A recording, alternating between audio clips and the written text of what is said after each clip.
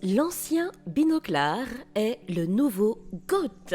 Oui, vous savez, j'ai remarqué que depuis quelques jours, une toute petite partie de mon audience a entre 13 et 25 ans, même si l'écrasante majorité a plus de 30 ans.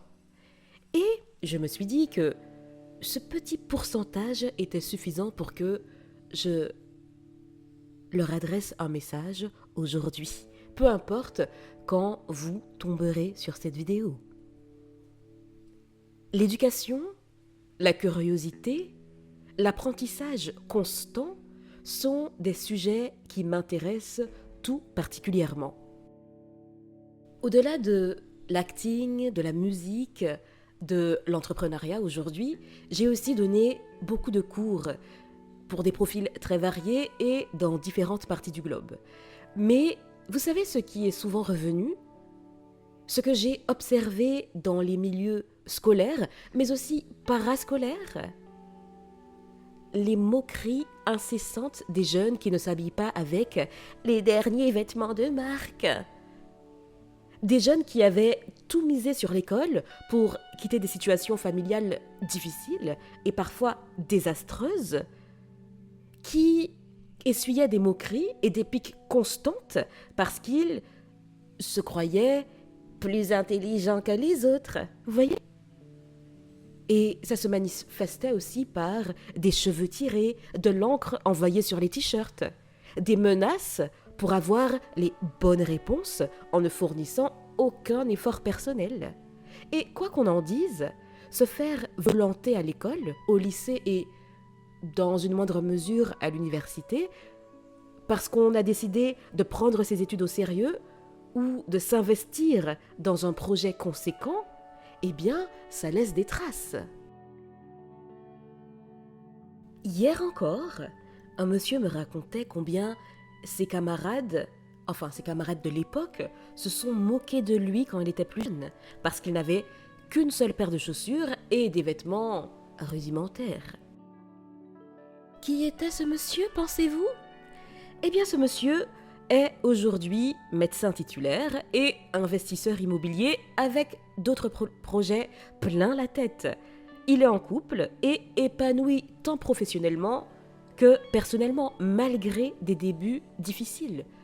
Très difficiles même.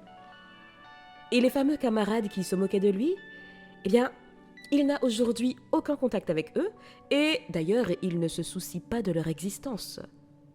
D'ailleurs, aux dernières nouvelles, certains d'entre eux avaient filé un très mauvais coton. Pourquoi je fais cette brève parenthèse? C'est pour vous rappeler que dans la vie, rien, absolument rien n'est linéaire et que même si parfois vous avez l'impression de stagner, de patauger, que vous avez l'impression que vos efforts sont vains,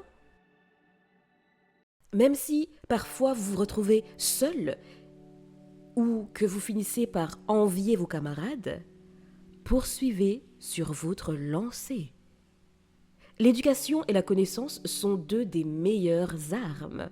Et oui, même si nous vivons un moment charnière à bien des égards professionnellement, avec l'avènement de l'IA et tout ce qui s'ensuit, d'Internet aussi, les personnes instruites sauront rebondir. Et d'ailleurs, j'ai volontairement employé le terme de binoclard parce qu'il a souvent une connotation péjorative.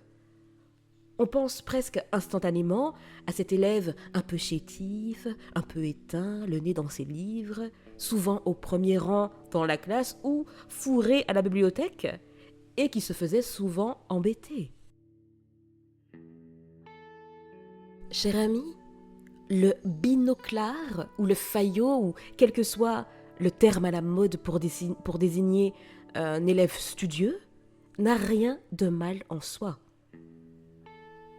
La curiosité, la capacité à se concentrer sur une tâche plus de 10 minutes sans interruption, de développer un sujet, de débattre sainement, d'exprimer clairement ses pensées sans l'usage outrancier de ChatGPT sont des atouts qui vous apporteront bien plus que les dernières chaussures à la mode.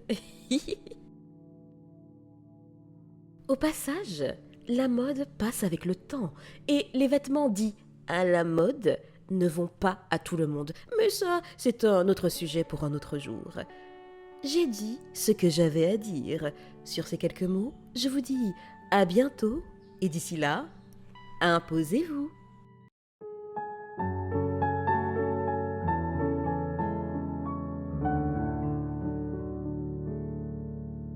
Every day